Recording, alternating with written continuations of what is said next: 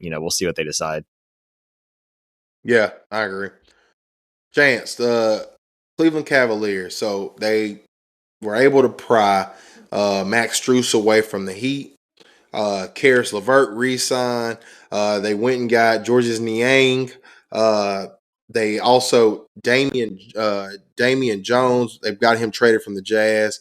Monty Bates. They drafted him.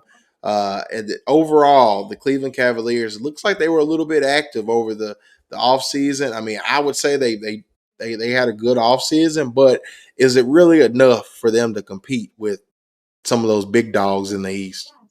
Yeah, I think they're similar to last year. I think they're that second tier, right? I don't think they've got enough, to compete with like a Boston or a Milwaukee, but this team should be a playoff team. I think they could be a home court advantage team.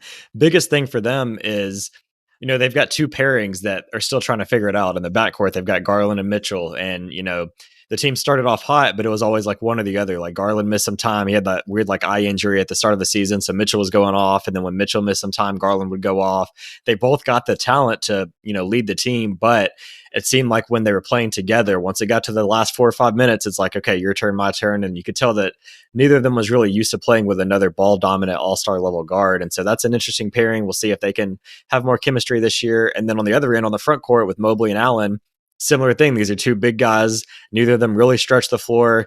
Neither of them looked great at all in the playoffs, especially Jared Allen. He even said afterwards, like, yeah, the lights were a little too bright for me. And so do they decide to run that back, or do they decide to kind of split those bigs as well, build around Mobley and maybe get, that true wing? Because you go out and get Struess, and I think that's a good fit for, what they needed. They needed a guy that can knock down shots, but could they decide to go for an even bigger, maybe like an OG or someone, and maybe they, split Allen and, send him off to Toronto? Something like that could be in the works, but I do think they're one or two more moves away because, some of the lineup construction just doesn't really make a lot of sense. And I don't know if it has long-term potential there.